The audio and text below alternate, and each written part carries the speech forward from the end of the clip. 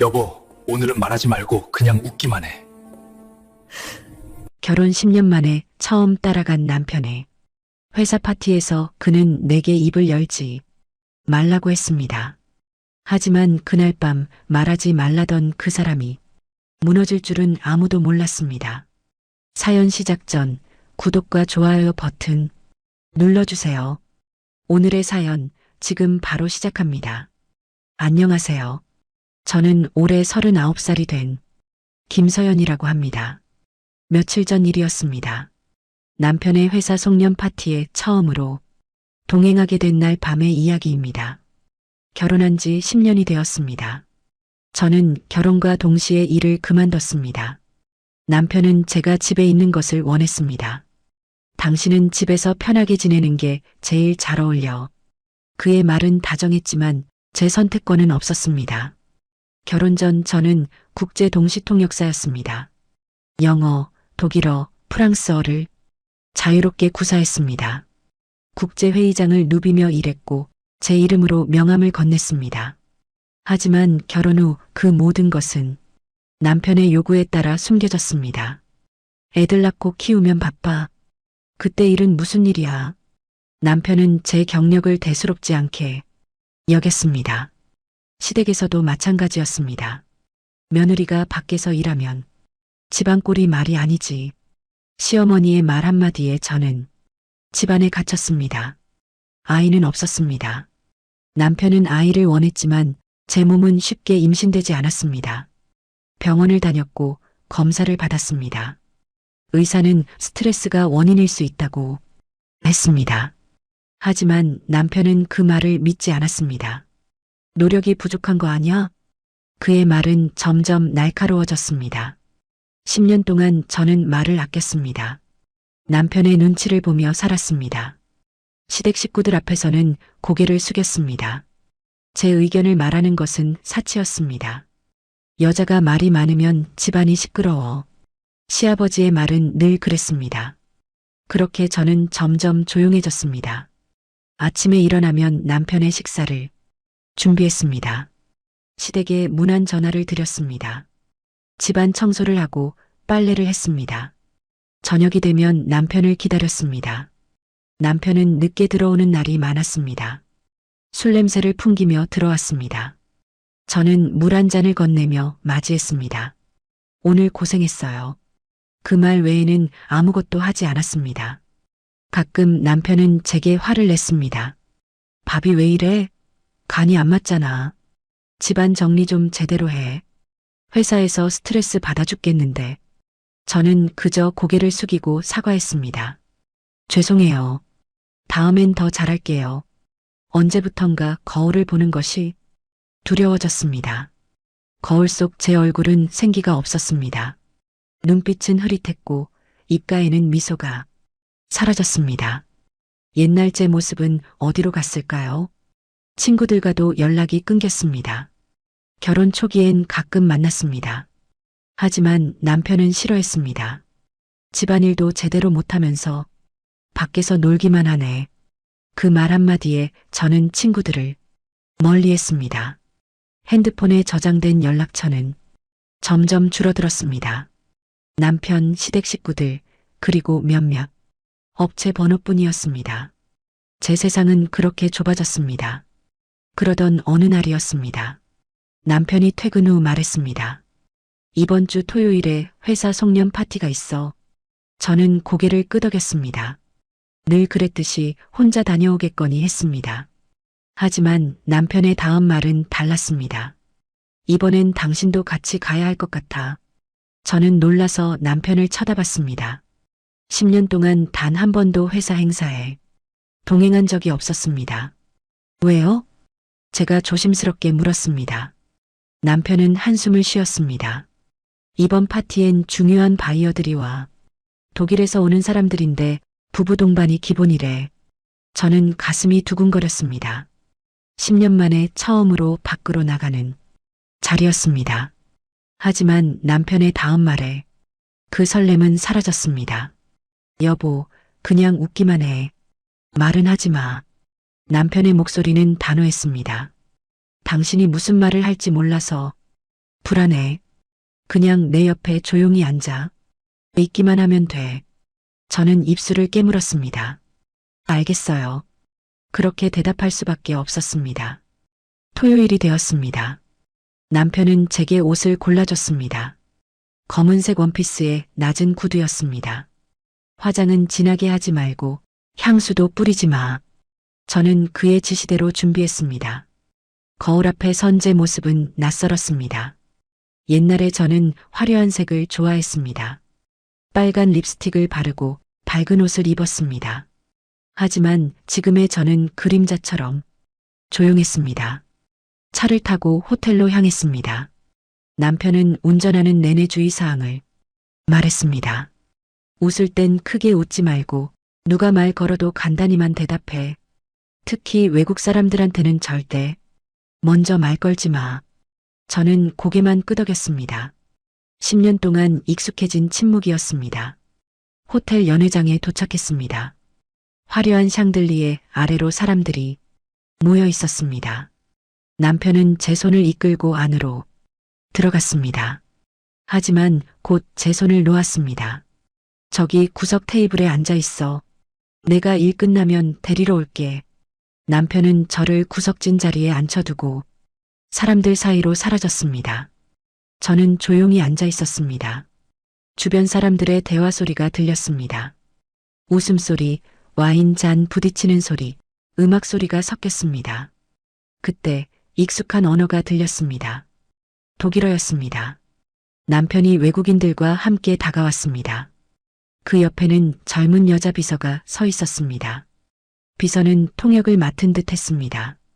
하지만 그녀의 독일어 발음은 엉망이었습니다. 기본 문법도 틀렸습니다. 저는 그 순간 심장이 뛰기 시작했습니다. 10년 만에 처음 느끼는 긴장감이었습니다. 과거에 제가 깨어나는 느낌이었습니다. 하지만 저는 여전히 침묵했습니다. 남편이 시키는 대로 그저 웃기만 했습니다. 그런데 이 침묵이 언제까지 이어질 수 있을까요? 남편과 바이어들의 대화가 시작되었습니다. 비서가 중간에서 통역을 맡았습니다. 하지만 첫 문장부터 문제가 생겼습니다. 우리 회사의 제품 라인은 다양합니다. 남편이 영어로 말했습니다. 비서는 그 말을 독일어로 옮겼습니다. 하지만 뉘앙스가 달랐습니다. 문법은 맞지만 의미 전달이 부족했습니다. 바이어 중 한 명이 고개를 갸웃했습니다. 제품 라인의 다양성이 아니라 품질 일관성이 중요합니다. 그가 독일어로 말했습니다. 비서는 당황한 표정을 지었습니다. 품질은 좋습니다. 비서가 어설프게 영어로 옮겼습니다. 남편은 미소를 지으며 고개를 끄덕였습니다. 하지만 바이어의 표정은 굳어졌습니다. 저는 구석 테이블에 앉아 그 장면을 지켜봤습니다. 손안에 물잔을 꽉 쥐었습니다. 비서가 놓친 단어들이 제 귓가에서 맴돌았습니다. 바이어가 계약서를 꺼냈습니다. 이 조항에 대해 설명해 주시겠습니까? 그가 독일어로 물었습니다. 계약서 3조를 가리키며 말했습니다. 비서는 계약서를 들여다봤습니다. 조항 3은 배송에 관한 내용입니다. 그녀가 영어로 옮겼습니다. 하지만 바이어가 물은 건 배송이 아니었습니다. 배송 기한이 문제가 아닙니다. 납품 후 품질 보증 기간을 묻는 겁니다. 바이어의 목소리에 짜증이 섞였습니다. 비서는 얼굴이 빨개졌습니다. 남편이 끼어들었습니다. 품질 보증은 당연히 해드립니다. 그가 자신 있게 말했습니다. 하지만 바이어는 고개를 저었습니다. 구체적인 기간을 묻는 겁니다. 6개월인가요? 1년인가요? 바이어가 다시 물었습니다. 비서는 그 말을 제대로 옮기지 못했습니다. 1년, 아니 6개월. 비서가 더듬거렸습니다. 남편은 비서를 쳐다봤습니다. 비서는 식은땀을 흘렸습니다. 분위기가 급격히 나빠졌습니다. 바이어들끼리 독일어로 속삭였습니다.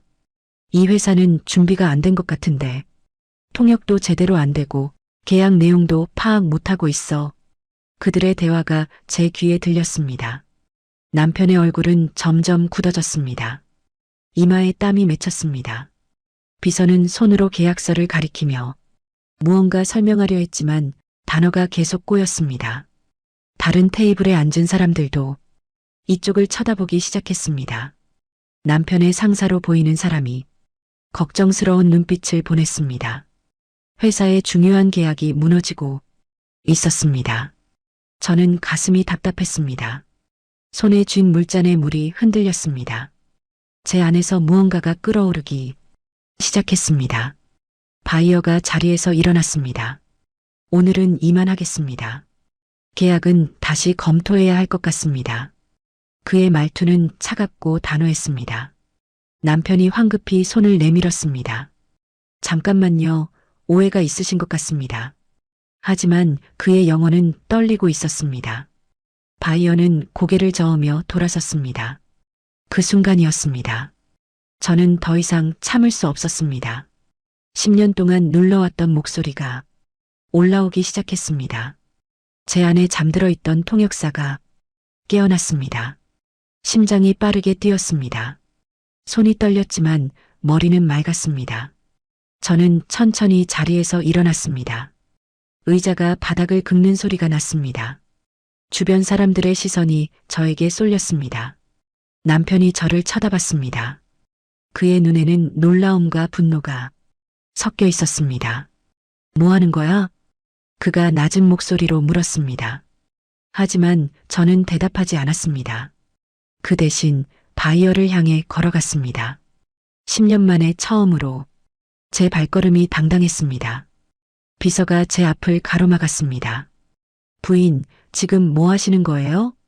그녀의 목소리에는 비웃음이 섞여 있었습니다. 여기는 사모님이 나설 자리가 아닌데요. 저는 그녀를 조용히 지나쳤습니다. 어깨가 스쳤지만 멈추지 않았습니다. 비서는 당황한 표정으로 뒤를 돌아봤습니다. 바이어 앞에 섰습니다. 그는 저를 의아한 눈으로 바라봤습니다. 저는 깊게 숨을 들이마셨습니다. 그리고 입을 열었습니다. 10년 만에 처음으로 제 진짜 목소리를 냈습니다. 독일어가 제 입에서 흘러나왔습니다. 실례합니다만 잠깐만 시간을 내주시겠습니까? 제 발음은 완벽했습니다. 바이어의 눈이 커졌습니다. 주변이 순식간에 조용해졌습니다. 음악 소리만 희미하게 들렸습니다. 남편의 입이 벌어졌습니다. 비서는 얼어붙은 표정이었습니다. 당신은 독일어를 하십니까? 바이어가 놀란 목소리로 물었습니다. 저는 고개를 끄덕였습니다. 네, 저는 국제회의 통역사입니다. 방금 전 대화에 오해가 있었던 것 같습니다. 저는 차분하게 말했습니다. 바이어는 동료를 쳐다봤습니다. 그들은 서로 눈빛을 교환했습니다. 그리고 다시 저를 바라봤습니다. 그렇다면 조항 3에 대해 설명해 주시겠습니까? 바이어가 물었습니다. 그의 목소리는 여전히 조심스러웠지만 적대적이진 않았습니다. 저는 계약서를 받아들었습니다. 10년 만에 손에 쥔 문서였습니다. 하지만 제 손은 떨리지 않았습니다. 조항 3은 품질 보증 기간에 관한 내용입니다. 납품 후 1년간 무상 수리 및 교체를 보장합니다. 저는 정확히 설명했습니다. 바이어의 표정이 밝아졌습니다. 그렇군요. 그게 바로 우리가 원하던 답변입니다. 그가 고개를 끄덕였습니다. 남편은 멍하니 서 있었습니다. 비서는 입술을 깨물고 있었습니다. 상사로 보이는 사람은 안도의 한숨을 쉬었습니다. 저는 그 순간 제가 살아있음을 느꼈습니다. 10년 만에 처음으로 제 존재를 확인했습니다. 하지만 이건 시작에 불과했습니다. 진짜 반전은 지금부터였습니다. 바이어들은 다시 자리에 앉았습니다. 분위기가 완전히 바뀌었습니다. 아까의 차가운 공기는 사라지고 협상 테이블이 다시 열렸습니다. 그렇다면 납품 일정에 대해 구체적으로 논의하고 싶습니다. 바이어가 말했습니다. 저는 그 말을 남편에게 정확히 전달했습니다. 남편은 저를 쳐다봤습니다. 그의 눈빛은 복잡했습니다. 고마움과 당황스러움, 그리고 미묘한 불편함이 섞여 있었습니다. 납품은 계약 체결 후 3개월 내에 가능합니다. 남편이 말했습니다. 저는 그 말을 독일어로 옮겼습니다. 바이어가 고개를 끄덕였습니다. 3개월이면 충분합니다. 그런데 물량 배분은 어떻게 되나요? 그가 물었습니다.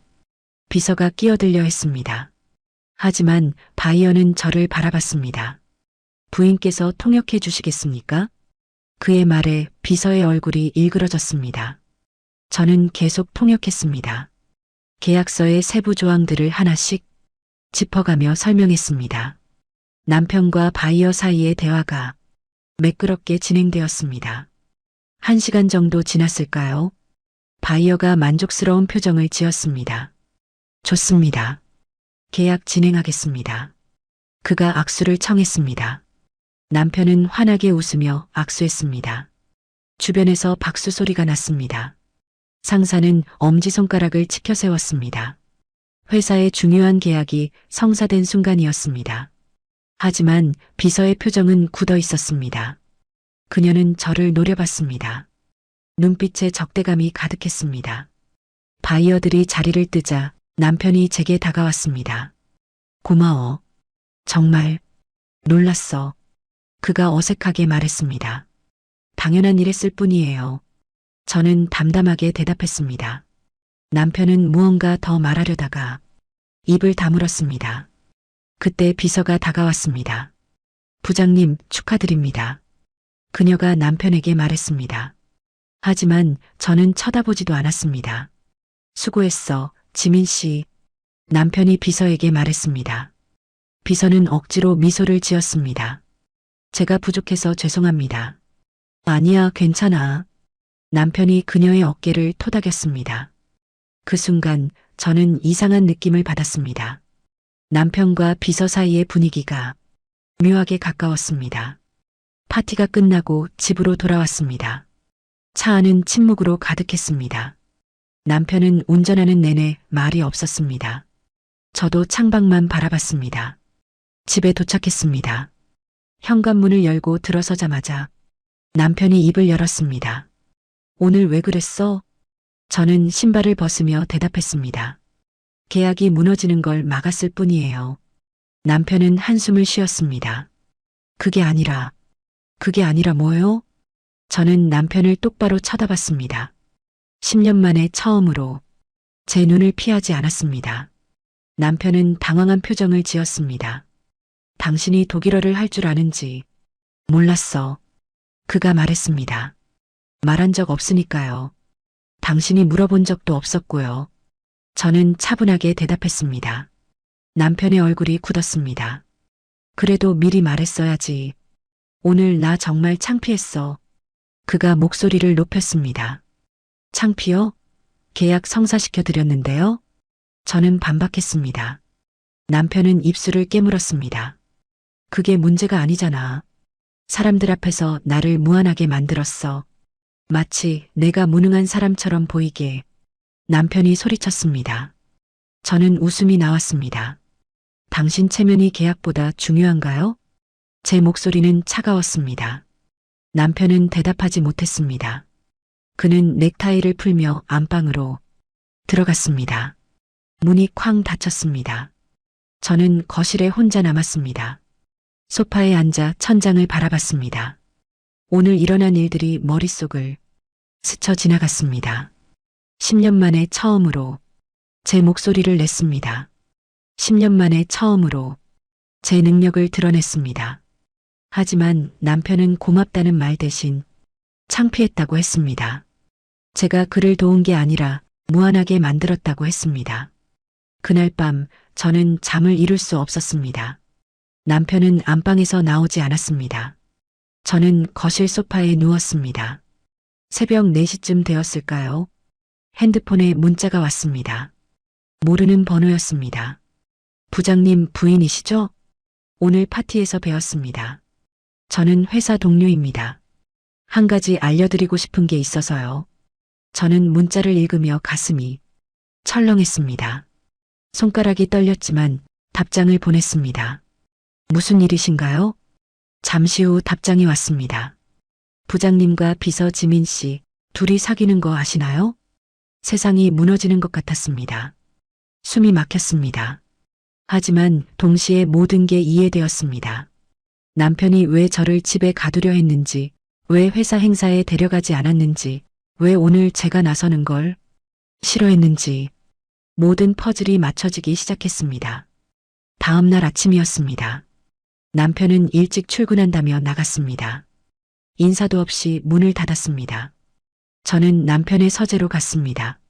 10년 동안 한 번도 들어가지 않았던 공간이었습니다. 여긴 내 공간이니까 들어오지 마. 남편의 말을 지켜왔습니다. 하지만 오늘은 달랐습니다. 문을 열고 들어갔습니다. 책상 위에는 서류들이 쌓여 있었습니다. 서랍을 열었습니다. 손이 떨렸지만 멈추지 않았습니다. 첫 번째 서랍에는 회사 서류들이 있었습니다. 두 번째 서랍을 열었습니다. 그 안에 작은 상자가 있었습니다. 상자를 열자 목걸이가 나왔습니다. 제가 받아본 적 없는 목걸이였습니다. 상자 밑에 카드가 있었습니다. 오빠 1주년 축하해요. 지민이가. 제 손에서 카드가 떨어졌습니다. 세 번째 서랍을 열었습니다. 통장이 나왔습니다. 제 이름으로 된 통장이었습니다. 하지만 제가 만든 적 없는 통장이었습니다.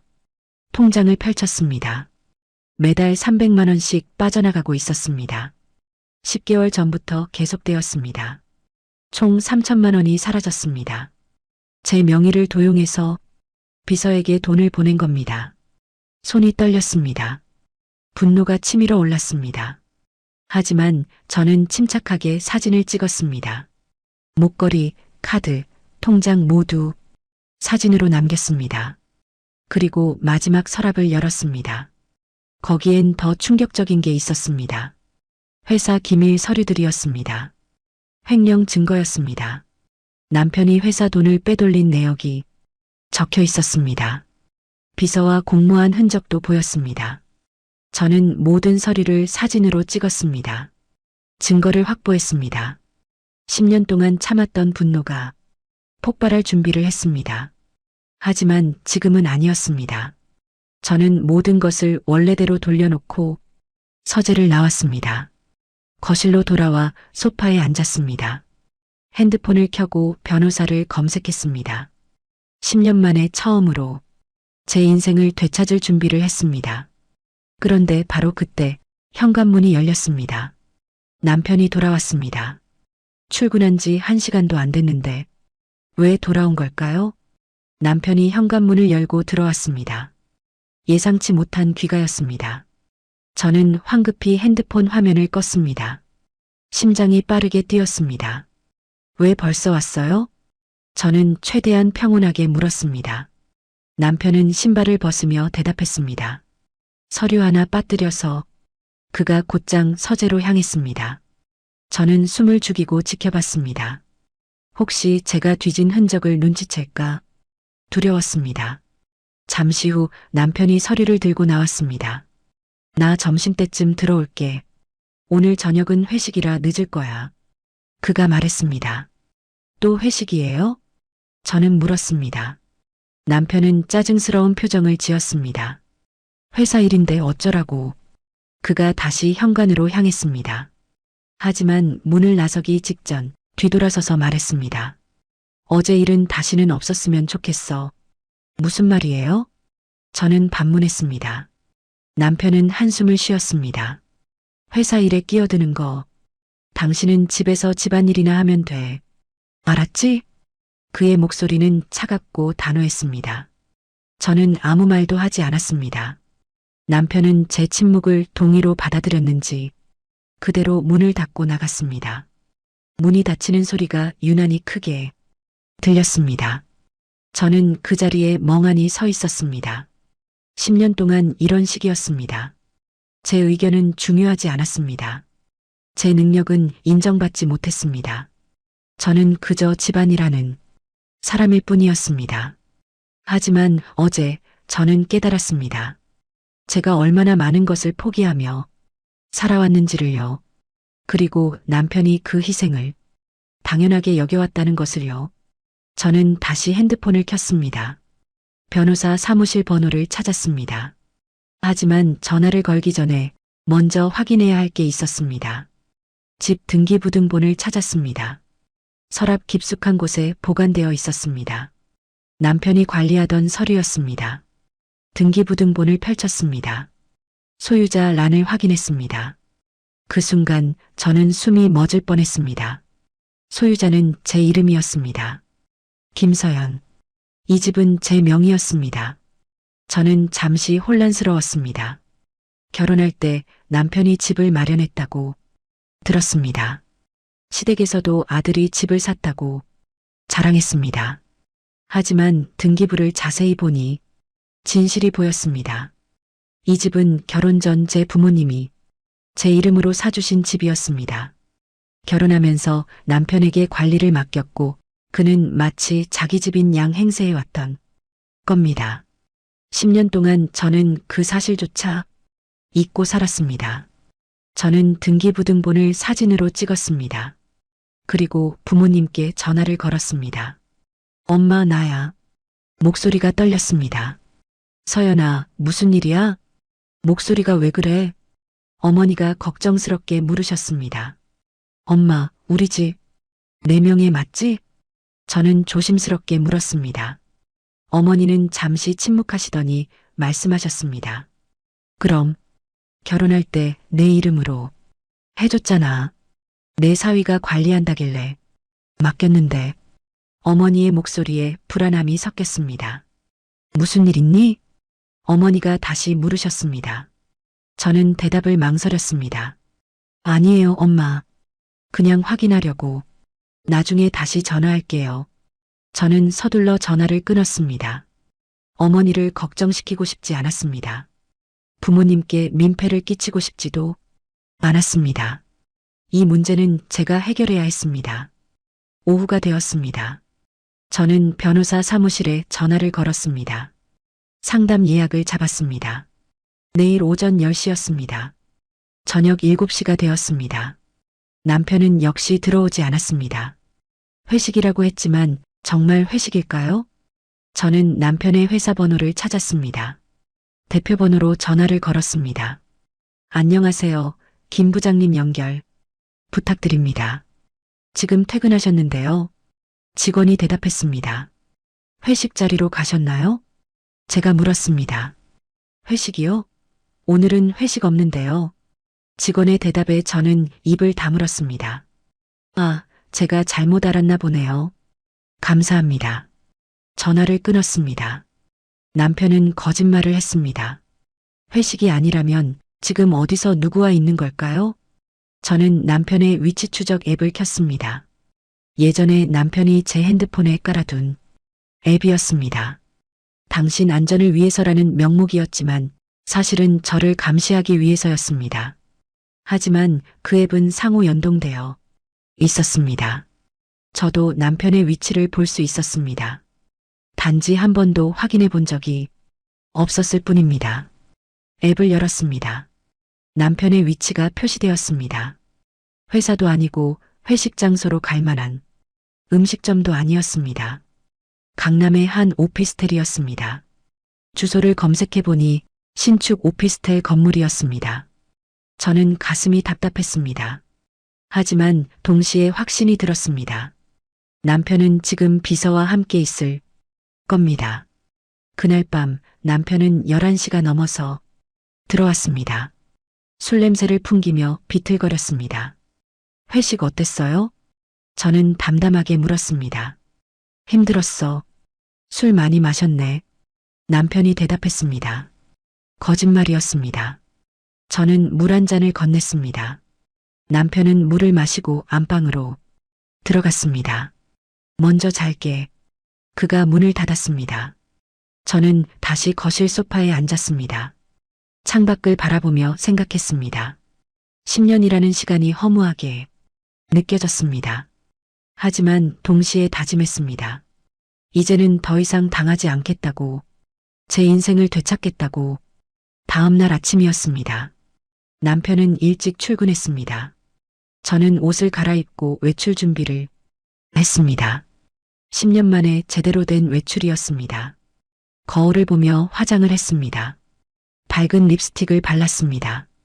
옛날의 제 모습이 조금씩 돌아왔습니다. 현관문을 나서는 순간 핸드폰이 울렸습니다.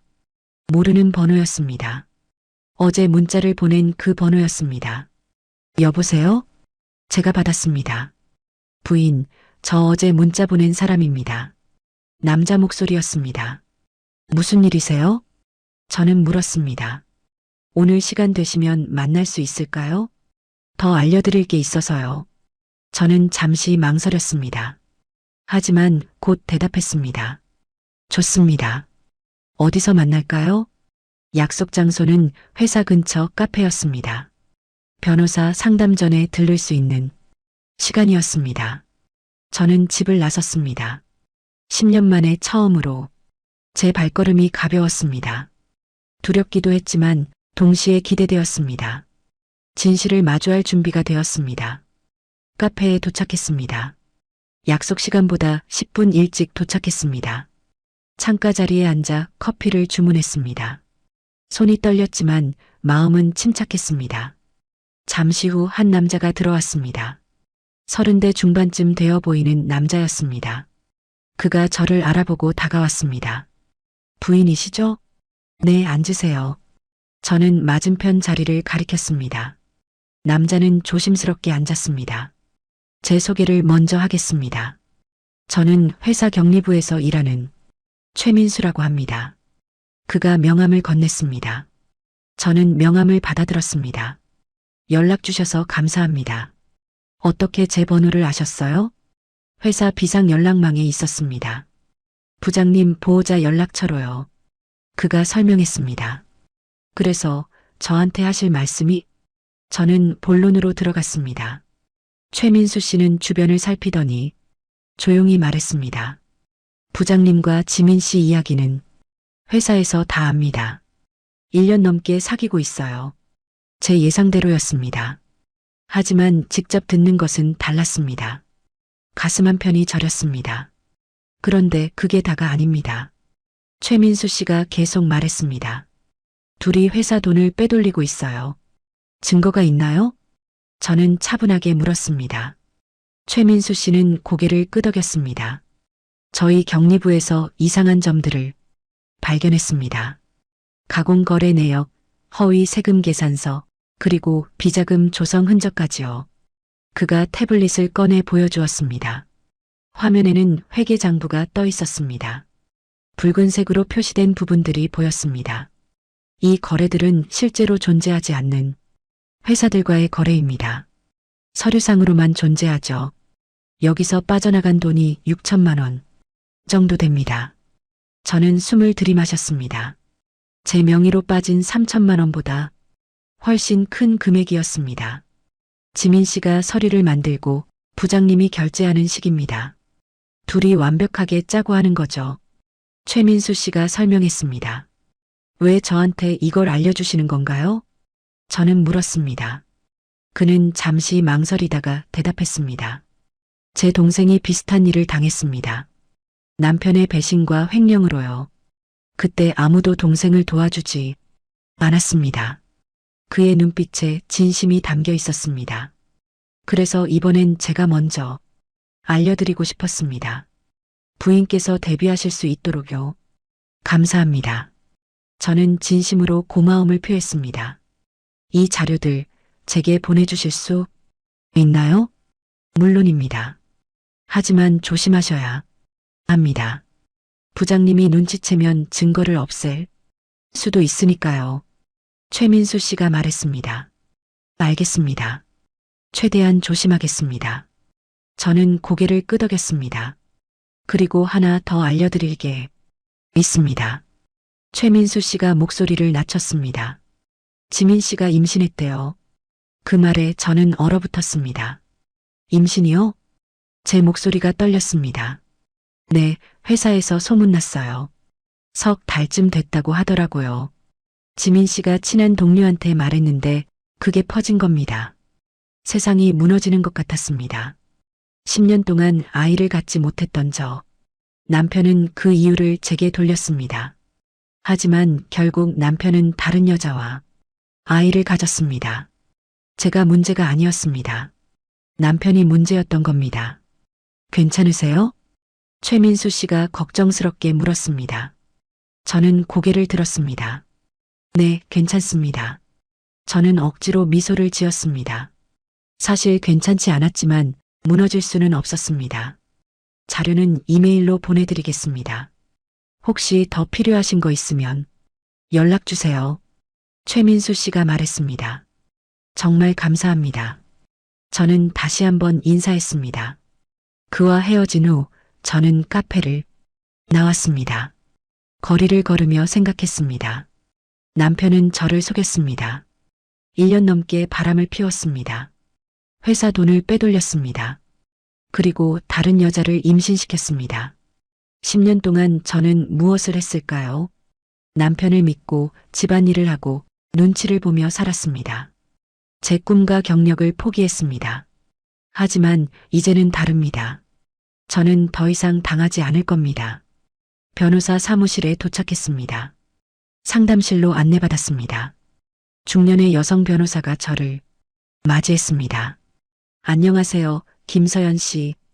박미선 변호사입니다. 그녀가 악수를 청했습니다. 안녕하세요. 저는 악수를 나눴습니다. 손이 떨리지 않았습니다. 어떤 상담을 원하시나요? 변호사가 물었습니다. 저는 깊게 숨을 들이마셨습니다. 이혼 상담입니다. 그리고 횡령 고발도요. 제 목소리는 단호했습니다. 변호사는 고개를 끄덕이며 펜을 들었습니다. 차근차근 말씀해 주세요. 저는 모든 것을 설명했습니다. 남편의 외도, 횡령, 명예도용, 그리고 비서의 임신까지 말하는 내내 눈물이 나올 것 같았지만 참았습니다. 증거 자료가 있으신가요? 변호사가 물었습니다. 저는 핸드폰을 꺼내 사진들을 보여주었습니다. 서재에서 찍은 사진들, 최민수 씨가 보낸 회계 자료들, 그리고 집 등기부등본까지. 변호사는 자료들을 꼼꼼히 살펴봤습니다. 증거가 충분합니다. 이혼과 재산 분할, 위자료 청구 모두 가능합니다. 그리고 횡령 고발은요? 제가 물었습니다. 형사 고발도 가능합니다. 증거가 명확하니까요.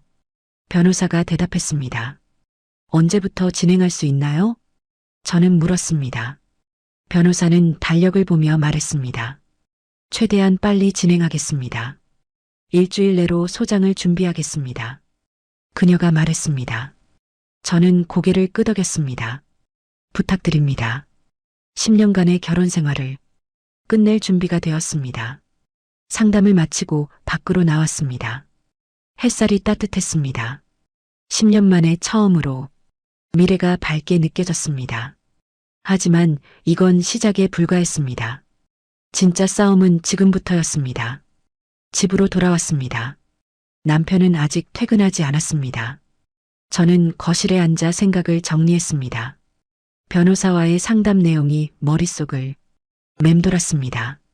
일주일 후면 이혼 소장이 접수됩니다. 남편은 법원으로부터 서류를 받을 겁니다. 그 전에 제가 준비해야 할 것들이 있었습니다. 먼저 제 통장을 확인했습니다. 결혼 후 남편이 관리하던 통장이었습니다. 인터넷 뱅킹 비밀번호를 재설정했습니다. 잔액을 확인하니 500만 원 정도 남아 있었습니다. 제 명의로 개설된 또 다른 통장도 찾았습니다. 남편 몰래 만들어둔 비상금 통장이었습니다. 10년 동안 조금씩 모았던 돈이었습니다. 1,500만 원이 있었습니다. 생활비로 받은 돈 중에서 아껴서 모은 돈이었습니다. 언젠가 필요할 것 같아서 숨겨두었던 겁니다. 그날이 바로 오늘이었습니다. 저는 비상금 통장의 돈을 새로운 통장으로 옮겼습니다. 남편이 절대 찾을 수 없는 은행으로 바꿨습니다. 모든 인출 내역을 사진으로 찍어 증거로 남겼습니다. 그 다음 제 중요한 서류들을 챙겼습니다. 주민등록증, 통장, 인감증명서, 그리고 집 등기부등본까지 모두 가방에 넣어 안전한 곳에 보관했습니다. 저녁 8시가 되었습니다. 남편이 집에 들어왔습니다. 평소보다 기분이 좋아 보였습니다. 다녀왔어. 어서 와요. 저녁 드실래요? 저는 평소처럼 물었습니다. 남편은 고개를 저었습니다. 아니, 밖에서 먹고 왔어. 그가 안방으로 들어갔습니다. 샤워를 하는 소리가 들렸습니다. 저는 조용히 저녁 설거지를 했습니다. 아무 일 없는 것처럼 행동했습니다. 남편이 샤워를 마치고 나왔습니다. 거실 소파에 앉아 텔레비전을 켰습니다. 이리 와서 같이 보자. 그가 제게 말했습니다. 저는 옆에 앉았습니다. 남편이 제 어깨에 팔을 두르려 했습니다. 저는 자연스럽게 몸을 피했습니다. 물 좀 가져올게요. 부엌으로 가서 물을 따랐습니다. 손이 떨렸습니다. 분노와 혐오감이 동시에 밀려왔습니다. 하지만 참았습니다. 지금은 들키면 안 됐습니다. 일주일만 더 버티면 됐습니다. 물을 들고 거실로 돌아왔습니다. 남편에게 건넸습니다. 고마워. 그가 물을 마셨습니다. 그런데 여보, 남편이 말을 꺼냈습니다. 다음 주에 시댁 가야 할 것 같아. 무슨 일인데요? 저는 물었습니다. 어머니 생신이잖아. 가족들 다 모인대. 저는 속으로 한숨을 쉬었습니다. 시댁 식구들을 만나는 것도 이번이 마지막일 겁니다. 알겠어요. 저는 대답했습니다. 남편은 만족스러운 표정을 지었습니다. 그날 밤 저는 잠을 이룰 수 없었습니다. 남편은 안방에서 코를 골며 잤습니다. 저는 거실 소파에 누워 천장을 바라봤습니다. 핸드폰에 최민수 씨의 메시지가 왔습니다. 추가 자료 보내드립니다. 조심하세요. 첨부 파일을 열었습니다. 더 많은 횡령 증거들이었습니다. 남편과 비서의 메신저 대화 내용도 있었습니다.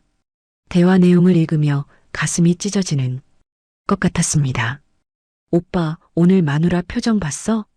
완전 웃겼어. 비서의 메시지였습니다. 신경 쓰지 마. 곧 정리할 거야. 남편의 답장이었습니다. 정리라니? 이혼할 거야? 비서가 물었습니다. 응. 집은 4명이니까. 쫓아내면 돼. 위자료도 안 줄 거고. 남편의 답장을 보며 저는 피가 거꾸로 도는 것 같았습니다. 집이 남편 명의라고 착각하고 있었습니다. 저를 쫓아낼 생각이었습니다. 10년 동안 헌신한 아내를 길거리로 내몰 계획이었습니다. 우리 아기는 어떻게? 비서가 물었습니다. 당연히 책임지지. 너랑 재혼할 거야. 남편의 답장이었습니다. 저는 핸드폰을 내려놓았습니다. 눈물이 흐를 것 같았지만 나오지 않았습니다. 이미 눈물도 마른 것 같았습니다. 대신 분노가 타올랐습니다. 차갑고 단단한 분노였습니다. 이 분노가 저를 지탱했습니다. 다음 날 아침이었습니다. 남편은 평소처럼 출근했습니다. 저는 그를 현관까지 배웅했습니다. 잘 다녀와요. 응, 오늘 늦을 거야. 남편이 말했습니다. 또 거짓말이었습니다. 문이 닫히자마자 저는 행동을 시작했습니다. 변호사에게 전화를 걸었습니다. 추가 증거를 보내드리겠습니다. 최민수 씨가 보낸 자료들을 모두 전달했습니다. 변호사는 만족스러운 반응을 보였습니다. 이 정도면 완벽합니다. 소장 접수는 언제 하시나요? 제가 물었습니다. 이번 주 금요일로 하겠습니다. 변호사가 답했습니다. 오늘이 월요일이었습니다. 금요일까지 나흘 남았습니다. 나흘만 더 견디면 됐습니다. 그날 오후 핸드폰이 울렸습니다. 시어머니였습니다. 서연아, 나야. 어머니, 무슨 일이세요? 저는 공손하게 대답했습니다. 다음 주 토요일에 집으로 오너라. 내 생신이잖아. 알고 있습니다. 갈게요. 저는 대답했습니다. 시어머니는 계속 말씀하셨습니다. 그리고 서연아, 너 요즘 왜 그러니? 네, 무슨 말씀이세요? 저는 당황했습니다. 민호가 그러던데 내가 요즘 말대꾸를 한다며? 며느리가 어디 함부로 나서니? 시어머니의 목소리가 차가웠습니다. 저는 이를 악물었습니다. 송년 파티 때 일을 말한 것 같았습니다. 죄송합니다. 저는 기계적으로 사과했습니다. 앞으론 조심해라. 알겠니? 시어머니가 말씀하셨습니다. 네, 어머니. 저는 대답했습니다. 전화를 끊고 나서 저는 웃음이 나왔습니다. 10년 동안 이런 식이었습니다. 시댁의 말은 절대적이었고 저는 항상 복종해야 했습니다. 하지만 이제는 다릅니다. 다음 주 토요일 시댁에 가는 것이 마지막이 될 겁니다. 수요일이 되었습니다. 이틀 후면 소장이 접수됩니다. 저는 집안을 정리하기 시작했습니다. 제 물건들을 조용히 챙겼습니다. 옷장에서 제 옷들을 꺼냈습니다. 결혼 전에 입던 화려한 옷들이었습니다. 10년 동안 한 번도 입지 못했던 옷들이었습니다. 이제 다시 입을 수 있을 것 같았습니다. 책장에서 제 책들을 찾았습니다. 통역 관련 서적들이었습니다. 먼지가 쌓여 있었지만 내용은 생생했습니다. 사진첩도 꺼냈습니다. 결혼 전 제 모습이 담긴 사진들이었습니다. 환하게 웃고 있는 제 모습이 보였습니다. 언젠가 다시 저렇게 웃을 수 있을까요? 목요일 저녁이었습니다. 내일이면 소장이 접수됩니다. 남편은 여전히 아무것도 모르고 있었습니다. 저녁을 먹으며 남편이 말했습니다. 주말에 시댁 가기 전에 선물 사야 하는데 제가 준비할게요. 저는 대답했습니다. 그래, 부탁해. 남편이 말했습니다. 그의 얼굴에는 아무런 죄책감도 보이지 않았습니다. 식사를 마치고 남편이 안방으로 들어갔습니다. 저는 설거지를 하며 생각했습니다. 내일이면 모든 것이 시작됩니다. 금요일 아침이 밝았습니다. 남편은 평소처럼 출근했습니다. 다녀올게. 잘 다녀와요. 문이 닫히고 10분 후 변호사에게서 전화가 왔습니다. 소장 접수 완료했습니다. 다음 주 화요일쯤 송달될 겁니다. 감사합니다. 저는 전화를 끊었습니다. 심장이 빠르게 뛰었습니다. 하지만 후회는 없었습니다. 이제 돌아갈 수 없는 강을 건넜습니다. 새로운 인생이 시작되는 순간이었습니다. 창밖을 바라보며 저는 깊게 숨을 들이마셨습니다. 10년간의 침묵이 끝나는 순간이었습니다. 과연 남편은 어떤 반응을 보일까요? 주말이 되었습니다. 토요일 오전 저는 시댁에 갈 준비를 했습니다. 시어머니 생신 선물도 챙겼습니다. 고급 건강식품 세트였습니다. 남편이 차를 몰았습니다. 시댁까지는 1시간 정도 걸렸습니다. 차 안은 조용했습니다. 남편도 저도 말이 없었습니다. 시댁에 도착했습니다. 시어머니가 현관에서 맞이했습니다. 어서 와라. 어머니, 생신 축하드립니다. 저는 선물을 드렸습니다. 시어머니는 선물을 받아들며 말씀하셨습니다. 이게 뭐니? 또 돈 낭비했네. 하지만 표정은 만족스러워 보였습니다. 시아버지도 거실에 앉아 계셨습니다. 왔구나. 아버지, 안녕하세요. 시동생 내외도 와 있었습니다. 형님도 아이들과 함께 왔습니다. 온 가족이 모인 자리였습니다. 서연아, 부엌 좀 도와줘. 시어머니가 말씀하셨습니다. 네, 어머니. 저는 부엌으로 향했습니다. 형님과 시동생 아내도 부엌에 있었습니다. 언니, 오랜만이에요. 시동생 아내가 인사했습니다. 그래, 잘 지냈어? 저는 웃으며 대답했습니다. 형님은 저를 힐끗 보더니 시어머니께 말했습니다. 어머니, 들으셨어요? 올케가 민호 회사 파티에서 난리 쳤다던데요. 형님의 말에 저는 손을 멈췄습니다. 그게 무슨 소리야? 시어머니가 물으셨습니다. 형님은 계속 말했습니다. 민호가 그러던데 올케가 회사 사람들 앞에서 나서서 통역을 했대요. 민호가 엄청 창피했다던데요. 시어머니의 얼굴이 굳어졌습니다.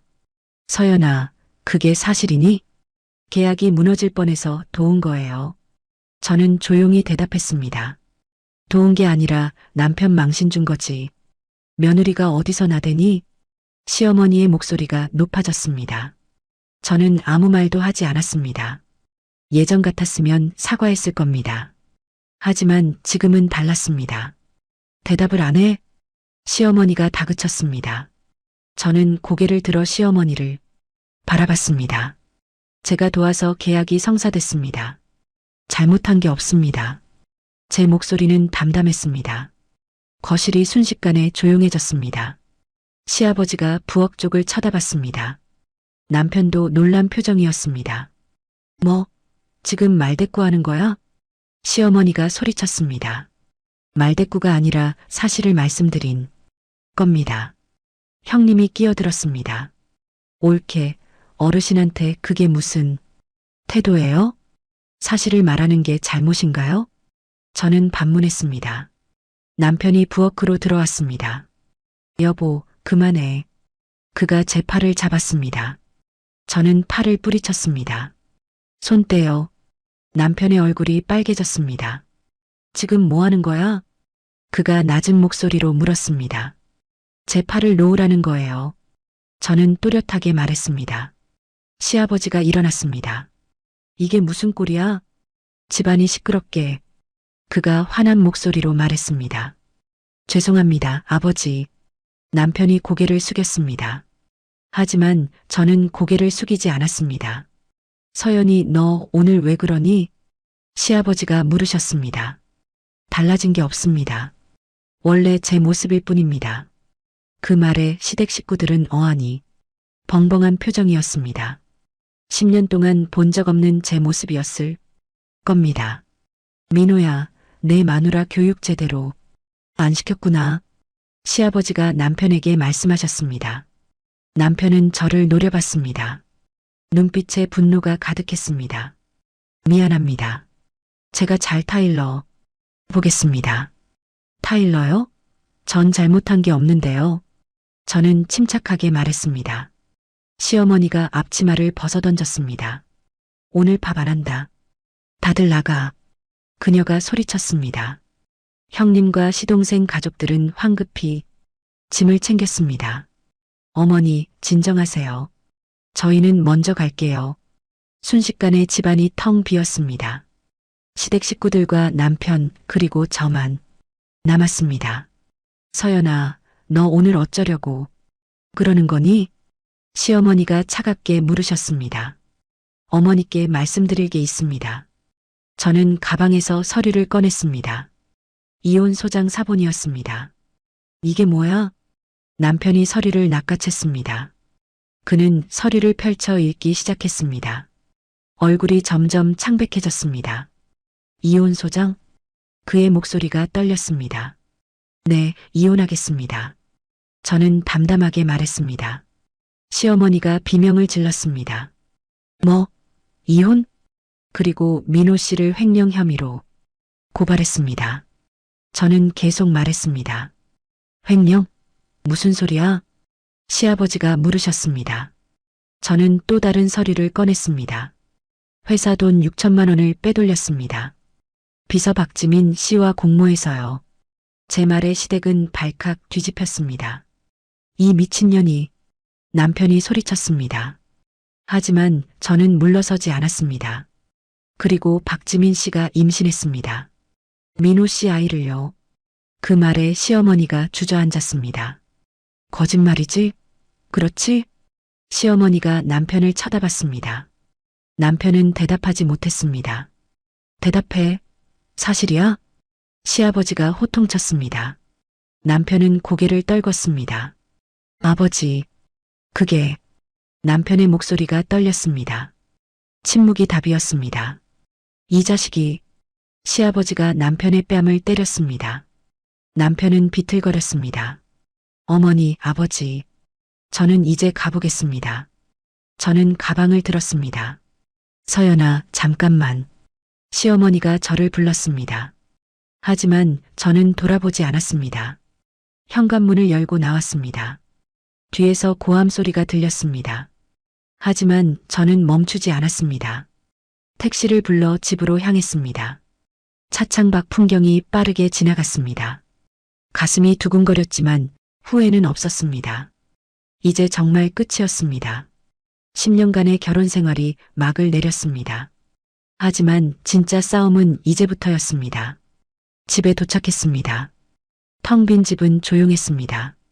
하지만 이상하게 마음이 편안했습니다. 10년 만에 처음 느끼는 평화였습니다. 짐을 풀고 소파에 앉았습니다. 핸드폰이 계속 울렸습니다. 남편의 전화였습니다. 저는 받지 않았습니다. 문자도 쏟아졌습니다. 당장 집에 와. 이혼은 절대 안 해. 내가 무슨 짓을 한 건지 알아? 하나같이 협박조였습니다. 저는 모든 문자를 캡처했습니다. 증거로 남겨두기 위해서였습니다. 그리고 남편의 번호를 차단했습니다. 시어머니의 전화도 왔습니다. 받지 않았습니다. 시아버지, 형님, 시동생까지 모두 차단했습니다. 저녁 8시쯤 되었습니다. 현관문이 요란하게 두드려졌습니다. 서연아, 문 열어. 남편의 목소리였습니다. 저는 문을 열지 않았습니다. 대신 핸드폰으로 녹음을 시작했습니다. 문 안 열면 부수고 들어간다. 남편이 소리쳤습니다. 경찰 부를 겁니다. 저는 문 너머로 말했습니다. 뭐? 경찰? 남편의 목소리가 높아졌습니다. 지금 주거침입 시도하고 계십니다. 계속하시면 신고하겠습니다. 제 목소리는 차분했습니다. 남편은 잠시 조용해졌습니다. 하지만 곧 다시 문을 두드렸습니다. 이 집은 내 집이야. 내가 왜 못 들어가? 이 집은 제 명의입니다. 등기부등본 확인하세요. 저는 명확하게 말했습니다. 뭐라고? 남편의 목소리가 떨렸습니다. 거짓말하지 마. 현관문에 등기부등본 사본 붙여놨습니다. 확인하세요. 저는 미리 준비해둔 서류를 문에 붙였습니다. 잠시 후 종이 찢는 소리가 났습니다. 남편이 서류를 뜯어 읽는 소리였습니다. 긴 침묵이 흘렀습니다. 이게 내 명의였어? 남편의 목소리가 작아졌습니다. 결혼 전부터 제 집이었습니다. 그럼 시댁에서 사준 집은? 남편이 물었습니다. 그런 집은 처음부터 없었습니다. 제 부모님이 사주신 집입니다. 또다시 침묵이 흘렀습니다. 남편의 모든 계획이 무너지는 순간이었습니다. 저를 집에서 쫓아낼 생각이었겠지만 쫓겨날 사람은 남편이었습니다. 서연아, 문 좀 열어봐. 우리 얘기 좀 하자. 남편의 목소리가 부드러워졌습니다. 할 말 없습니다. 법정에서 뵙겠습니다. 저는 단호하게 말했습니다. 제발 한 번만 기회를 줘. 내가 잘못했어. 남편이 애원했습니다. 박지민 씨 임신 축하드립니다. 행복하게 사세요. 저는 냉정하게 말했습니다. 그건 실수였어. 내가 아이를 안 가져줘서. 남편이 변명했습니다. 제 탓으로 돌리지 마세요. 당신 문제였습니다. 저는 분명하게 말했습니다. 서연아. 남편이 다시 문을 두드렸습니다. 저는 일일이 01을 눌렀습니다. 경찰서로 연결되었습니다. 신고하시겠습니까? 경찰이 물었습니다. 네, 주거침입 시도입니다. 제가 대답했습니다. 남편이 문 두드리는 소리가 멈췄습니다. 지금 경찰 부르는 거야? 남편이 황급히 물었습니다. 네, 불렀습니다. 미쳤구나, 정말. 남편이 중얼거렸습니다. 발소리가 멀어졌습니다. 엘리베이터 타는 소리가 들렸습니다. 저는 안도의 한숨을 쉬었습니다. 경찰에게 상황을 설명했습니다. 일단은 떠났습니다만 기록은 남겨주세요. 월요일이 되었습니다. 변호사에게서 연락이 왔습니다. 남편 측 변호사에게서 연락 왔습니다. 협의 이혼하자고 하네요.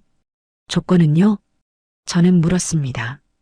위자료 없이 각자 살자고 합니다. 변호사가 대답했습니다. 거절하세요. 저는 단호하게 말했습니다. 위자료, 재산 분할, 손해배상 모두 받아낼 겁니다. 알겠습니다. 그렇게 전달하겠습니다. 변호사가 말했습니다. 화요일 오전이었습니다. 회사 경리부 최민수 씨에게서 연락이 왔습니다. 부인, 회사에서 난리 났습니다. 무슨 일인가요? 저는 물었습니다. 감사팀이 투입됐습니다. 부장님 횡령 건으로요. 빨리 진행되네요. 저는 말했습니다. 부인께서 제출하신 증거가 확실했습니다. 부장님과 지민 씨 모두 조사받고 있습니다. 그렇군요. 저는 담담하게 대답했습니다. 부장님 표정이 말이 아닙니다. 지민 씨는 울고 있고요. 자업자득이죠. 저는 냉정하게 말했습니다. 최민수 씨가 웃었습니다. 맞는 말씀입니다. 회사에선 다들 통쾌해하고 있습니다. 사실 부장님 평판이 안 좋았거든요. 그렇군요. 알려주셔서 감사합니다. 저는 전화를 끊었습니다. 수요일 오후였습니다. 검찰청에서 연락이 왔습니다. 김서연 씨, 고발건 접수 확인했습니다. 조만간 출석 요청드릴 예정입니다. 알겠습니다. 저는 대답했습니다. 모든 것이 계획대로 흘러갔습니다. 목요일에는 시어머니가 찾아왔습니다. 인터폰을 눌렀지만 저는 받지 않았습니다. 1시간 넘게 문 앞에서 기다렸지만 저는 문을 열지 않았습니다. 결국 시어머니는 돌아갔습니다. 저는 창문으로 그 모습을 지켜봤습니다. 예전 같았으면 미안한 마음이 들었을 겁니다. 하지만 지금은 아무 감정도 없었습니다. 금요일 아침이었습니다. 변호사에게서 전화가 왔습니다. 남편 측에서 조건을 제시했습니다. 어떤 조건인가요? 저는 물었습니다. 위자료 3천만 원, 재산분할 포기, 횡령 고소 취하. 어림없습니다. 저는 단호하게 거절했습니다. 제 요구 조건 전달해 주세요. 위자료 1억 원, 재산분할 5천만 원, 횡령 고소는 절대 취하 불가. 알겠습니다. 변호사가 말했습니다. 상대 측이 받아들일지 모르겠네요. 안 받아들이면 재판 가는 겁니다. 제게 유리한 증거가 더 많으니까요. 저는 자신 있게 말했습니다. 그날 오후 남편에게서 문자가 왔습니다. 차단을 풀어둔 새 번호였습니다. 제발 한 번만 만나자. 부탁이야. 저는 답장을 보냈습니다. 만날 필요 없습니다. 변호사 통해서 연락하세요. 나 지금 회사에서 잘렸어. 경찰 조사도 받고 있고 제발 고소 취하 좀 해줘. 자업자득입니다. 당신이 한 짓을 생각해 보세요. 저는 냉정하게 답했습니다. 내가 잘못했어. 인정할게. 그러니까 제발 박지민 씨와 행복하세요. 더 이상 연락하지 마세요. 저는 다시 번호를 차단했습니다. 토요일이었습니다. 저는 오랜만에 친구들을 만났습니다. 10년 만의 만남이었습니다. 서연아, 정말 오랜만이다. 친구들이 반겼습니다. 그러게 얼마만이야. 저는 환하게 웃었습니다. 그동안 어떻게 지냈어? 친구가 물었습니다. 말하자면 길어. 저는 웃으며 대답했습니다. 친구들에게 그동안의 일을 말했습니다. 결혼 생활, 남편의 배신, 그리고 이혼. 친구들은 놀라면서도 저를 응원했습니다. 잘했어, 서연아. 그런 놈한테 인생 낭비하지 마. 맞아, 넌 충분히 잘할 수 있어. 친구들의 말이 큰 힘이 되었습니다. 그런데 앞으로 뭐 할 거야? 친구가 물었습니다. 다시 통역일 시작하려고. 저는 대답했습니다. 정말?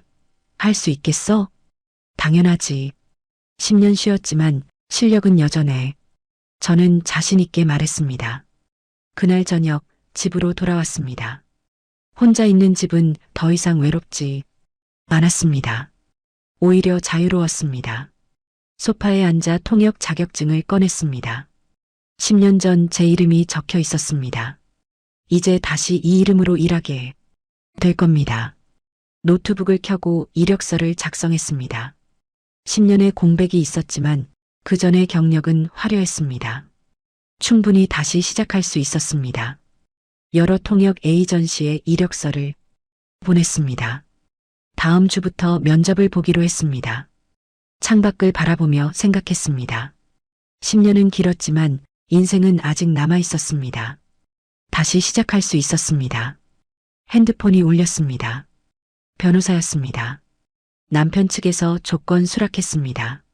정말요? 저는 놀라서 물었습니다. 네, 위자료 1억, 재산 분할 5천만 원. 모두 동의했습니다. 다만 횡령건은 법대로 가자고 하네요. 좋습니다. 저는 만족스럽게 대답했습니다. 정의는 반드시 실현되어야 했습니다. 일요일 아침이었습니다. 뉴스를 보다가 남편 회사 기사를 발견했습니다. 중견기업 임원 횡령 혐의로 구속.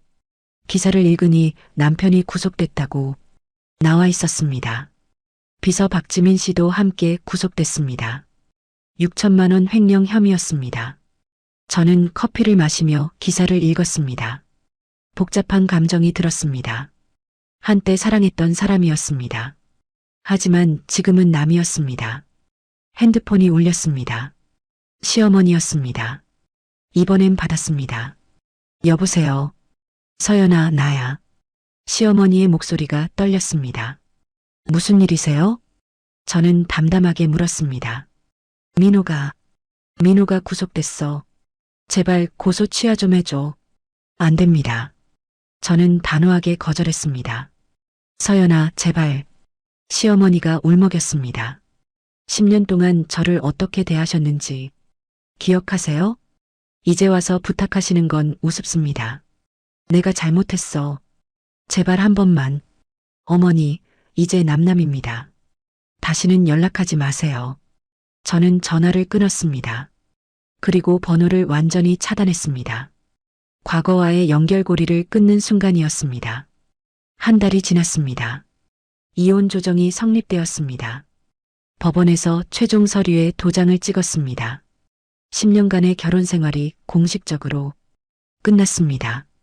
법원을 나서는 길이었습니다. 햇살이 따뜻했습니다. 가슴이 뻥 뚫린 느낌이었습니다. 자유였습니다. 위자료 1억 원이 입금되었습니다. 재산 분할 5천만 원도 받았습니다. 남편의 계좌는 텅 비었을 겁니다. 하지만 제 잘못이 아니었습니다. 남편은 현재 구치소에 있었습니다. 횡령 혐의로 재판을 기다리고 있었습니다. 변호사는 실형이 확실하다고 했습니다. 비서 박지민 씨도 함께 구속됐습니다. 임신 중이라 보석을 신청했지만 기각됐습니다. 공범 혐의가 명백했기 때문입니다. 시댁에서는 계속 연락이 왔습니다. 하지만 모두 차단했습니다. 시어머니, 시아버지, 형님, 시동생. 이제 그들과는 아무 관계도 없었습니다. 저는 통역 일을 다시 시작했습니다. 대형 통역 에이전시와 계약했습니다. 10년의 공백이 있었지만 실력은 여전했습니다. 첫 일은 국제무역 박람회였습니다. 독일 바이어들과 한국 기업들의 통역이었습니다. 긴장했지만 완벽하게 해냈습니다. 통역사분 정말 훌륭하십니다. 박람회 주최 측이 칭찬했습니다. 감사합니다. 저는 환하게 웃었습니다. 10년 만에 다시 제 이름으로 일했습니다. 10년 만에 다시 제 능력을 인정받았습니다. 그 느낌은 말로 표현할 수 없었습니다. 일주일에 서너 번 일이 들어왔습니다. 수입도 쏠쏠했습니다. 결혼 전보다 더 많이 벌었습니다. 경력이 쌓인 덕분이었습니다. 어느 날 최민수 씨에게서 연락이 왔습니다. 부인, 안녕하세요. 그동안 잘 지내셨어요? 네, 덕분에 잘 지내고 있습니다. 민수 씨는요? 저는 물었습니다. 저도 잘 지내고 있습니다. 오늘 연락드린 건 부장님 소식 전해드리려고요. 무슨 일인가요? 저는 담담하게 물었습니다. 재판에서 징역 3년 선고받았습니다. 집행유예 없는 실형이에요. 최민수 씨가 말했습니다. 그렇군요. 저는 짧게 대답했습니다. 동정심은 들지 않았습니다. 그리고 지민 씨는 징역 2년 받았는데 임신 중이라 집행유예 3년 받았습니다. 알려주셔서 감사합니다. 저는 말했습니다. 부인, 정말 잘하셨어요. 응원합니다.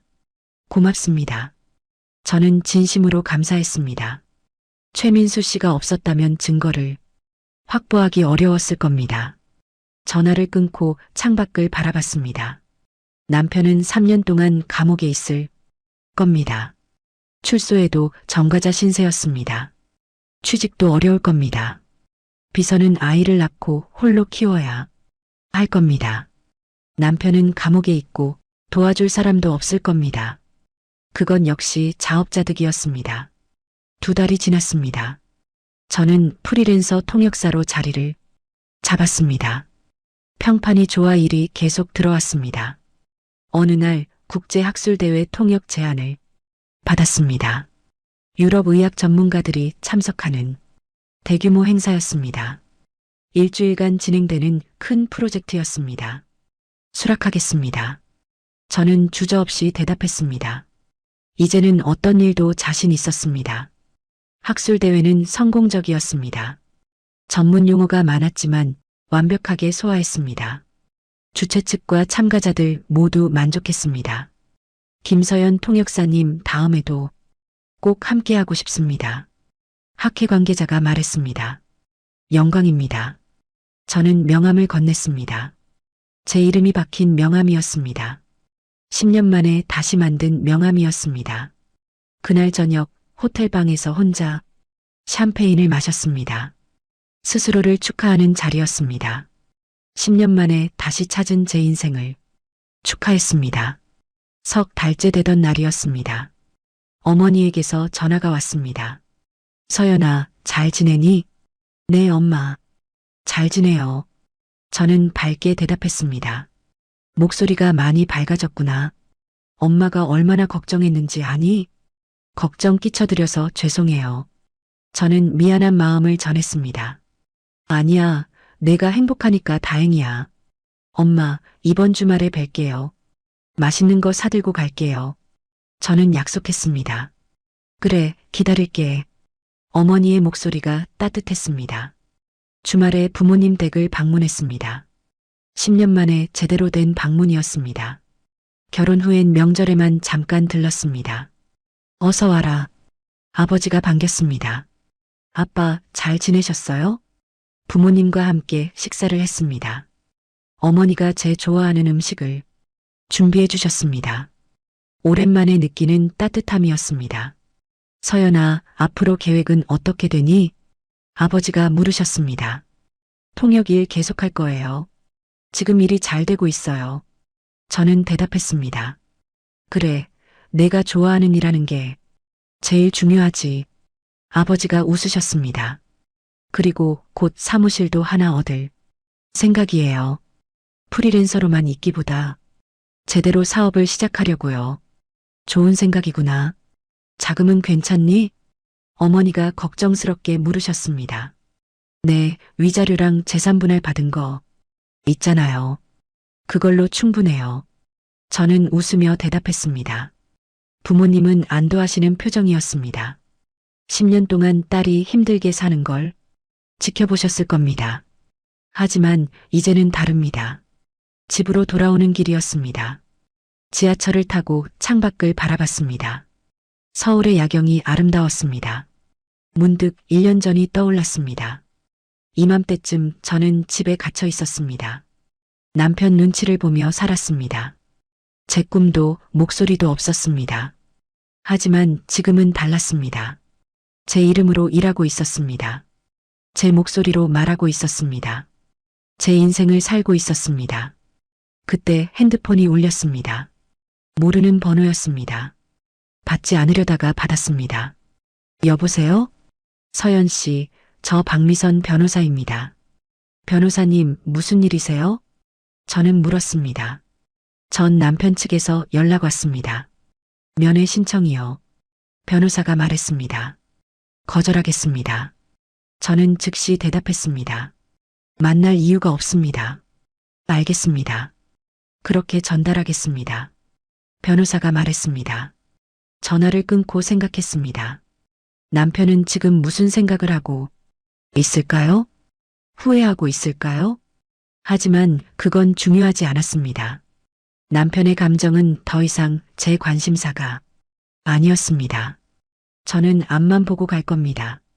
넉 달째 되던 날이었습니다. 작은 사무실을 계약했습니다. 강남의 오피스텔 한 칸이었습니다. 크지는 않았지만 제 공간이었습니다. 문패를 달았습니다. 김서연 통역사무소 제 이름이 새겨진 문패였습니다. 가슴이 벅찼습니다. 사무실을 꾸미기 시작했습니다. 책상, 의자, 책장을 들였습니다. 벽에는 자격증과 경력증을 걸었습니다. 창문으로 서울 시내가 보였습니다.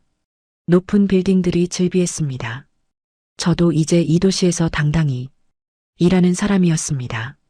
첫날 사무실에서 커피를 마셨습니다. 혼자만의 공간에서 느끼는 평화였습니다. 10년 만에 찾은 자유였습니다. 핸드폰이 울렸습니다.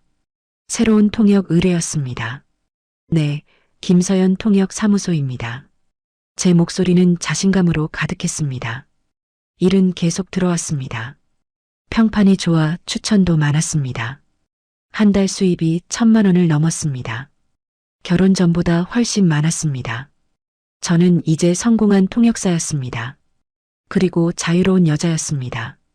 누구에게도 눈치 보지 않았습니다. 제 인생의 주인은 바로 저였습니다. 어느 날 우연히 남편 회사 앞을 지나갔습니다.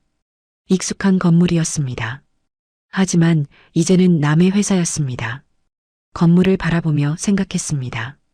1년 전 송년 파티가 열렸던 곳, 제가 처음으로 목소리를 낸 곳, 모든 것이 시작된 곳, 그날의 선택이 오늘을 만들었습니다. 침묵하지 않고 일어선 선택, 그 선택이 제 인생을 바꿨습니다. 저는 고개를 들고 걸었습니다. 뒤돌아보지 않았습니다. 과거는 과거일 뿐이었습니다. 중요한 건 지금 그리고 앞으로였습니다. 반년이 흘렀습니다. 계절이 바뀌고 제 삶도 완전히 달라졌습니다. 이제는 과거를 떠올려도 아프지 않았습니다. 사무실은 안정 궤도에 올랐습니다. 단골 고객들이 생겼고 대형 프로젝트도 여러 건 수주했습니다. 직원도 한 명 채용했습니다. 신입 통역사였습니다. 열정 넘치는 20대 후반 여성이었습니다. 선배님, 정말 존경합니다. 그녀가 말했습니다. 고마워요. 함께 열심히 해봐요. 저는 웃으며 대답했습니다. 누군가를 가르치고 이끄는 일이 새로웠습니다. 어느 날 큰 프로젝트 제안이 들어왔습니다. 유럽 자동차 회사의 한국 진출 프로젝트였습니다. 6개월간 전속 통역을 맡는 일이었습니다. 조건이 어떻게 되나요? 저는 신중하게 물었습니다. 월 2천만 원의 6개월 계약입니다. 상대방이 제시했습니다. 저는 잠시 생각했습니다. 1년 전이었다면 상상도 못할 금액이었습니다. 하지만 지금의 저는 그만한 가치가 있었습니다. 수락하겠습니다. 저는 자신 있게 대답했습니다. 좋습니다. 다음 주부터 시작하시죠. 프로젝트는 순조롭게 진행됐습니다. 독일 본사 임원들과 한국 파트너사 간의 모든 소통을 담당했습니다. 회의, 협상, 계약서 검토까지 김 통역사님 덕분에 일이 수월합니다. 독일 임원이 칭찬했습니다. 제 역할을 다했을 뿐입니다. 저는 겸손하게 대답했습니다. 그러던 어느 날이었습니다. 프로젝트 회의가 끝나고 독일 임원 한 분이 따로 저를 불렀습니다. 김 통역사님, 제안이 하나 있습니다. 그가 말했습니다. 무슨 제안이신가요? 우리 본사에서 일하실 생각 없으신가요? 독일에서 근무하시면서 아시아 지역 통역 총괄을 맡아주셨으면 합니다. 저는 놀라서 그를 쳐다봤습니다. 해외 근무 제안이었습니다. 조건을 들어보고 싶습니다. 연봉은 협상 가능합니다. 거주 지원도 해드리고 비자도 회사에서 처리해드립니다. 생각할 시간을 주시겠습니까? 저는 신중하게 물었습니다. 물론입니다. 2주 정도 드리겠습니다. 집으로 돌아와 깊이 생각했습니다. 독일 근무는 큰 기회였습니다. 경력에도 도움이 될 것이었습니다. 하지만 동시에 고민도 되었습니다. 이제 막 안정을 찾은 삶이었습니다. 부모님도 계셨고 사무실도 이제 궤도에 올랐습니다. 부모님께 말씀드렸습니다. 독일에서 일할 기회가 생겼어요. 어머니는 놀라셨습니다. 독일? 그럼 한국을 떠나는 거니? 네, 1년 정도 계약인데 연장 가능하대요. 아버지가 말씀하셨습니다. 서연아, 내가 하고 싶은 대로 해. 우린 괜찮으니까. 하지만 부모님 걱정되는데 저는 망설였습니다. 우리 걱정은 하지 마. 내 인생이 더 중요하단다. 어머니가 제 손을 잡으셨습니다. 며칠 고민한 끝에 결정했습니다. 일단은 한국에 남기로 했습니다. 제안은 정중히 거절했습니다. 좋은 제안 감사합니다. 하지만 지금은 한국에서 일하고 싶습니다. 저는 독일 임원에게 말했습니다. 아쉽네요. 하지만 언제든 마음이 바뀌시면 연락 주세요. 그가 이해해 주었습니다. 이제는 제가 선택할 수 있었습니다. 누군가의 허락을 구할 필요도 없었습니다. 제 인생은 제가 결정하는 것이었습니다. 어느 토요일 오후였습니다. 친구들과 카페에서 만났습니다. 모두 오랜 친구들이었습니다. 서연아, 요즘 완전 달라 보여. 친구가 말했습니다. 그래, 뭐가 달라? 표정이 밝아졌어. 예전엔 항상 어딘가 그늘이 있었는데. 친구가 웃었습니다. 맞아. 그리고 자신감도 넘쳐. 멋있어. 다른 친구가 거들었습니다. 저는 웃었습니다. 친구들 덕분이야. 힘들 때 곁에 있어줘서 고마워. 무슨 소리야? 내가 스스로 해낸 거지. 친구들이 말했습니다. 우리는 오래 이야기를 나눴습니다. 일 얘기, 연애 얘기, 미래 계획까지. 웃음이 끊이지 않았습니다. 집으로 돌아오는 길이었습니다. 지하철 안에서 핸드폰을 확인했습니다. 통역 의뢰가 또 들어와 있었습니다. 일정을 체크하며 생각했습니다. 바쁘지만 행복했습니다. 피곤하지만 충만했습니다. 이것이 제가 원하던 삶이었습니다. 집에 도착해 샤워를 하고 편한 옷으로 갈아입었습니다. 거울을 보니 환하게 웃고 있는 제 모습이 보였습니다. 1년 전과는 완전히 다른 사람이었습니다. 그때는 눈빛이 죽어 있었습니다. 입가에 미소도 없었습니다. 그림자처럼 살았습니다. 하지만 지금은 달랐습니다. 눈빛은 살아있었고 미소는 진심이었습니다. 저는 저답게 살고 있었습니다. 소파에 앉아 차를 마셨습니다. 창밖으로 석양이 보였습니다. 하루가 저물어가고 있었습니다. 문득 남편 생각이 났습니다. 지금쯤 그는 무얼 하고 있을까요? 교도소에서 시간을 보내고 있겠지요. 후회하고 있을까요? 아니면 여전히 제 탓을 하고 있을까요? 그건 알 수 없었습니다. 하지만 중요하지 않았습니다. 남편의 삶은 이제 제 일이 아니었습니다. 저는 제 길을 가고 있었습니다. 핸드폰을 열어 사진첩을 봤습니다. 최근 찍은 사진들이 가득했습니다. 사무실 개업 사진, 프로젝트 완료 사진, 친구들과 찍은 사진들. 모든 사진 속에서 저는 웃고 있었습니다. 진심으로 행복한 미소였습니다. 이것이 바로 제가 찾던 삶이었습니다. 노트북을 열어 일정을 확인했습니다. 다음 주에도 일정이 빼곡했습니다. 하지만 부담스럽지 않았습니다. 오히려 기대됐습니다. 저는 이제 알았습니다. 참고 사는 게 미덕이 아니라는 것을, 자신을 희생하는 게 사랑이 아니라는 것을, 진정한 행복은 자기 자신을 지키는 데서 시작된다는 것을, 자신의 목소리를 내는 것이 얼마나 중요한지를 창밖을 바라보며 생각했습니다. 1년 전 그날 송년 파티에서 저는 선택을 했습니다. 침묵하지 않고 일어서는 선택을. 그 선택이 쉽지는 않았습니다. 많은 것을 잃었습니다. 결혼 생활, 시댁과의 관계, 안정된 일상까지. 하지만 더 많은 것을 얻었습니다. 제 자신을, 제 목소리를, 제 인생을 되찾았습니다. 핸드폰에 메시지가 왔습니다. 어머니였습니다. 서연아, 잘 자라. 사랑한다. 저는 답장을 보냈습니다. 저도 사랑해요, 엄마. 걱정 마세요. 전 행복해요. 정말로 행복했습니다. 10년 만에 처음 느끼는 진짜 행복이었습니다. 밤이 깊어갔습니다. 저는 침대에 누워 눈을 감았습니다. 내일이 기대됐습니다.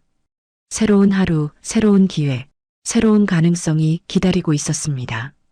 저는 이제 두렵지 않았습니다. 어떤 일이 와도 해낼 수 있었습니다. 제가 저를 믿었으니까요. 제 안에 힘이 있다는 걸 알았으니까요.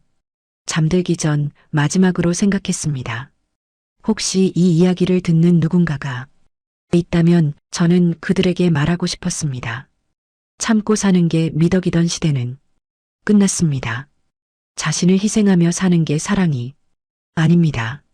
진짜 용기는 떠나는 것이 아니라 자신을 지키는 것입니다. 진짜 힘은 참는 것이 아니라 목소리를 내는 것입니다. 인생은 늦어도 다시 시작할 수 있습니다. 40이어도 50이어도 60이어도 중요한 건 포기하지 않는 것입니다. 저는 39에 다시 시작했습니다. 10년을 잃었지만 남은 인생을 얻었습니다. 여러분도 할 수 있습니다. 지금이 바로 그때입니다. 일어서세요. 목소리를 내세요. 당신의 인생을 되찾으세요. 끝까지 시청해 주셔서 감사합니다. 좋아요 버튼으로 마음을 표현해 주세요. 그리고 구독과 알림 설정까지 해주시면 앞으로도 더 감동적이고 재미있는 이야기로 찾아뵙겠습니다. 감사합니다.